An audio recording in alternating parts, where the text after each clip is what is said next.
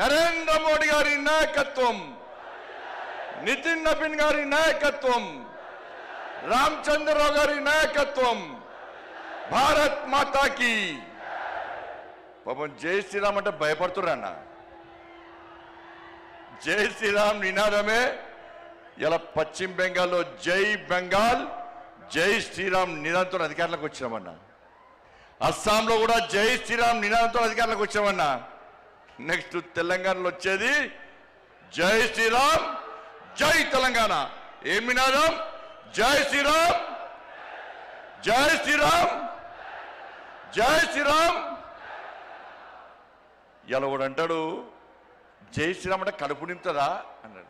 నింపుతుందా నింపదా అన్న? రే జై శ్రీరామే మా లోపల ఆవేశాన్ని నింపేది, జై శ్రీరామే మా లోపల ఆలోచన నింపేది, జై శ్రీరామే మా లోపల పౌరుషం నింపేది. ఈ జై శ్రీరామ్ నినాదమే నీ గడిలు బద్దలు కొట్టిన విషయాన్ని ఆ కుటుంబ పార్టీ కేసీఆర్ పార్టీ మర్చిపోయినట్టున్నా.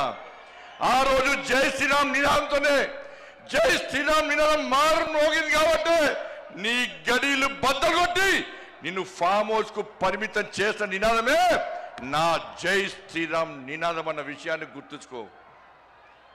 ఇలా మోడీ గారు జై శ్రీరామ్ నినాదం పెట్టుకునే 9,400 కోట్ల రూపాయలు ఇవాళ తెలంగాణ రాష్ట్రానికి ఇచ్చిందన్న.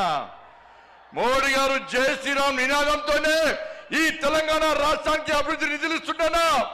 ఇలా మోడీ గారు నిధులు ఇచ్చడం వరకు ఇవ్వబట్టే తెలంగాణ రాష్ట్రంలో పాలన కొనసాగుతుంది తప్ప మోడీ గారు లేకుంటే ఇవాళ తెలంగాణ రాష్ట్రంలో ప్రభుత్వం నడిచే పరిస్థితి లేదు.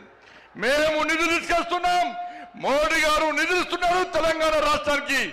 మేము తెలంగాణ రాష్ట్రానికి నిధులు తీసుకొస్తే మీరేమో తెలంగాణ నుంచి నిధులను పైసలను ఇవాళ ఢిల్లీకి మోస్తున్న కాంగ్రెస్ వాళ్ళు.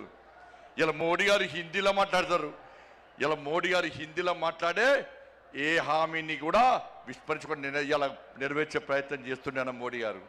ఇలా ప్రియాంక గాంధీ వచ్చిందన్న తెలంగాణ రాష్ట్రానికి, రాహుల్ గాంధీ వచ్చిందని తెలంగాణ రాష్ట్రానికి ఎన్నికల సమయంలో ఏమైంది? హిందీలో మాట్లాడి 6 గ్యారెంటీలు అమలు చేస్తామన్న రాహుల్ గాంధీ, ప్రియాంక గాంధీ హిందీలో మాట్లాడే వ్యక్తులు ఇవాళ కనీసం 6 గ్యారెంటీల గురించి మాట్లాడకుండా ముఖం చెల్లకుండా తెలంగాణకు రావడం బంద్ చేసి ముఖం కిందికేసి పారిపోయిన విషయాన్ని కాంగ్రెస్ పార్టీ నాయకులు గుర్తించాలి.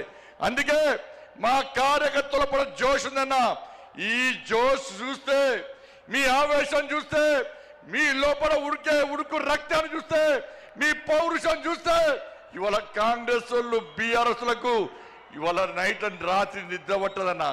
బెంగాల్లో గెలిచామన్న, బెంగాల్ వట్టి గెలవలేదన్న, బెంగాల్ వట్టి గెలవలేదన్న. ఇలా బెంగాల్ కార్యకర్తలు కానీ కేరళ కార్యకర్తలు కానీ, సరే కేరళలో ఓడిపోవచ్చు, అతి త్వరలో తెలంగాణ కేరళలో అధికారంలోకి వస్తామన్నా. ఇవాళ బెంగాల్లో అనేక మంది కార్యకర్తలు బలిదానం అయిపోయారక్క, అనేక మంది కార్యకర్తలు బలిదానం అయిపోయారన్న. మహిళా మోర్చా కార్యకర్తలు రేపు చేసి చంపిరన్న, కార్యకర్తలను కట్టేసి వాళ్ళ తల్లిదండ్రులను చంపిరన్న, తల్లిదండ్రులను కట్టేసి కార్యకర్తలను ఇంట్లో వేసి దగ్ధం చేసిరన్న. 300 మందికి పైగా ఇవాళ బెంగాల్లో కార్యకర్తలు బలిదానం చేస్తే ఇలా కార్యకర్తల బలిదానాన్ని నరేంద్ర మోడీ, నా అమిత్ షా వృధా ఓనేలేదన్నా.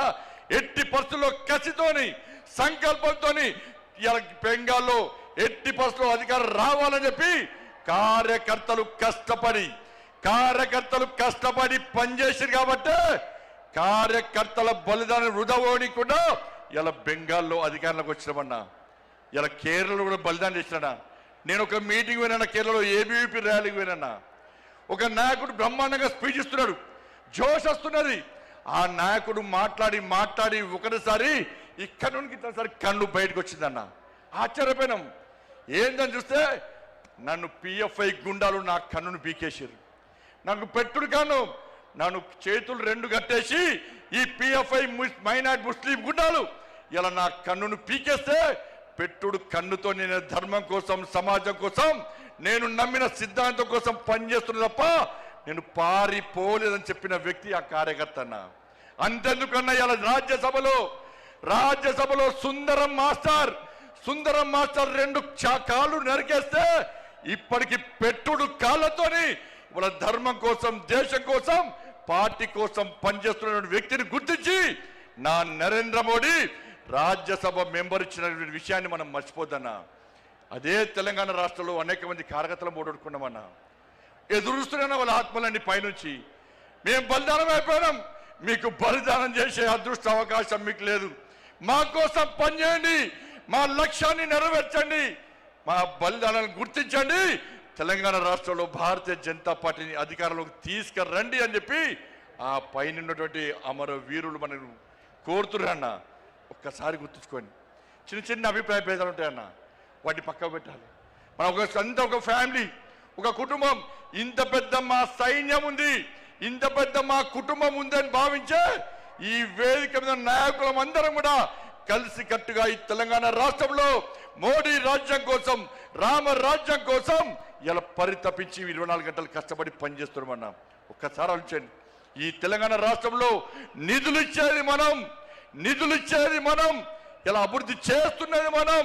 ఇవాళ రైతులు రోడ్ల మీద చూస్తే కొనుగోలు ఇప్పటికీ ప్రారంభించకపోవడం వలన ఇప్పటికే కొనుగోలు పూర్తి కావాలి. వర్షాలు పడి, వడగల వానలు పడి వాళ్ళ రైతులు రోడ్ల మీద పడిగాపులు కాస్తే ఇంతవరకు కొనుగోలు ప్రారంభించకుండా రైతులను హరిగోస పెడుతున్న ప్రభుత్వం కాంగ్రెస్ పార్టీ ప్రభుత్వం. ఇలా పైసలు ఇచ్చింది మనం, కొనుగోలుకు డబ్బులు ఖర్చు పెట్టేది మనం, నిధులు ఇచ్చేది మనం, మధ్యవర్తితో వహించి కొనుగోలు ప్రారంభించకుండా రైతులను నడ్డి విరుస్తున్న ప్రభుత్వం ఇలా కాంగ్రెస్ పార్టీ ప్రభుత్వం. ఉద్యోగులకు డిఏ లేవు, పిఆర్సీ అమలు లేదు, నిరుద్యోగులకు ఉద్యోగం లేదు, నిరుద్యోగ వృద్ధి లేదు, విద్యార్థులకు భరోసా కాలేదు, 2500 మహిళలకు లేవు, 4000 రూపాయల ఆసరా పెన్షన్ లేదు, అందరికీ రైతు భరోసా లేదు, అందరికీ రైతు బోనస్ లేదు. వాళ్ళు ఏమీ లేకుండా ఇలా 6 గ్యారెంటీలు పక్క పెట్టి కేవలం ఢిల్లీకి పైసలు పంపడే లక్ష్యంగా ఇలా రేవంత్ రెడ్డి ప్రభుత్వం పనిచేస్తున్న విషయాన్ని ఒక్కసారి గుర్తు చేసుకోవాల్సిన అవసరం ఉంది. ఇలా ఇచ్చేది మనమన్నా. ఒక్కసారి నాతో పాటు చెప్పండి అన్న. ప్రధానమంత్రి గరీబ్ కళ్యాణ్ అన్న యోజనకు బియ్యానికి పైసలు ఇచ్చేది ఎవరన్నా? ఇవాళ బియ్యానికి పైసలు ఇచ్చేది నరేంద్ర మోడీ ప్రభుత్వం అన్నా. స్వచ్ఛ భారత్ మిషన్ పైసలు ఇచ్చేది ఎవరన్నా? జాతీయ రహదారులో పైసలు ఇచ్చేది ఎవరన్నా? రైల్వే నిధులు ఇచ్చేది ఎవరన్నా? శ్మశాన వాటికలకు పైసలు ఇచ్చేది ఎవరన్నా? కొనుగోలుకు పైసలు ఇచ్చేది ఎవరన్నా? శ్మశాన వాటికలకు పైసలు ఇచ్చేది ఎవరన్నా? అన్ని నిధులు మనమే ఇస్తుంటే, వేల కోట్ల రూపాయల నిధులు మనకు వస్తుంటే ఇవాళ కాంగ్రెస్ పార్టీ ప్రభుత్వం మాకు ఏమి ఇస్తలేదని ఎలా భారతీయ జనతా పార్టీ ప్రభుత్వాన్ని బదనాం చేసే ప్రయత్నం చేస్తే అడ్డుకోవాల్సిన బాధ్యత మనకుదన్నా. ఇలా సనాతన ధర్మం కోసం పనిచేస్తామన్నా, ఈ తెలంగాణ రాష్ట్ర అభివృద్ధి కోసం పనిచేస్తామన్నా. సనాతన ధర్మం లేని భారతీయ జనతా పార్టీ లేదు. అరే 80% హిందువుల కోసం పనిచేసే పార్టీ నా భారతీయ జనతా పార్టీ. మేము ఒక వర్గానికి కొమ్ముగాయం, ఒక వర్గాన్ని వ్యతిరేకించాం. మేము సనాతన ధర్మానికి అడ్డొస్తే, నా ధర్మాన్ని హేళన చేసే ప్రయత్నం చేస్తే, నా సమాజాన్ని చీల్చే ప్రయత్నం చేస్తే ఏ భారతీయ జనతా పార్టీ కార్యకర్త ఊరుకునే ప్రసక్తి లేదు.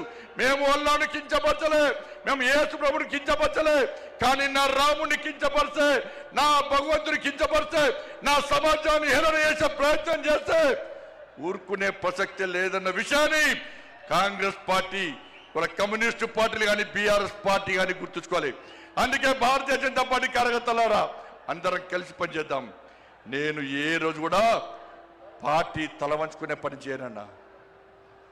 ఇలా పార్టీ కోసం పనిచేస్తాం. మేమందరం కూడా ప్రతి భారతీయ జనతా పార్టీ కార్యకర్త జై శ్రీరామ్, భారత్ మాతాకి జై అని నేను భారతీయ జనతా పార్టీ కార్యకర్తనని చెప్పి తలెత్తుకొని సగర్వంగా తలెత్తుకునే విధంగా పనిచేస్తుంది తప్ప పార్టీకి తల వంచే పని చేయనన్నా.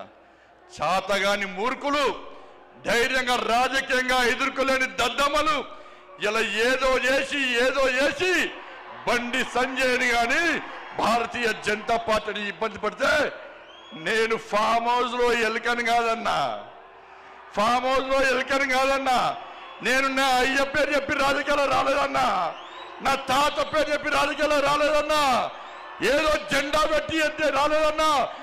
నేను కాశాపు జెండాను, కమలపు జెండాను భుజం మీద మోసుకొని సామాన్య కార్యకర్తగా నా రాజకీయం ప్రారంభించి ఒక రాష్ట్రీయ స్వయం సేవక ఒక ఏబీవీపీ కార్యకర్తగా ఒక యువమోర్చా కార్యకర్తగా ఒక నరేంద్ర మోడీ శిష్యునిగా భారతీయ జనతా పార్టీ కార్యకర్తగా పనిచేస్తున్నప్ప సగర్వంగా భారతీయ జనతా పార్టీ కార్యకర్తని తలెత్తుకొని తిరిగి పనిచేస్తున్నప్ప తల వంచే పని చెయ్యన్నా. నన్ను నమ్మండి అన్నా, తప్పుడు ప్రచారం నమ్మకండి అన్నా, మా ఎంబడి ఉండండి. ఇక వదిలిపెట్టే ప్రసక్తే లేదు. ఈ రోజు నుంచే మోడీ గారు ఈ రోజు వచ్చిపోయిన తర్వాత ఈ రోజు నుంచే తెలంగాణ రాష్ట్రంలో ధర్మం, తెలంగాణ అభివృద్ధి, ధర్మం ఆధారితంగా తెలంగాణ రాష్ట్రాన్ని అభివృద్ధి చేయాలంటే జై శ్రీరామ్, జై తెలంగాణ, జై శ్రీరామ్.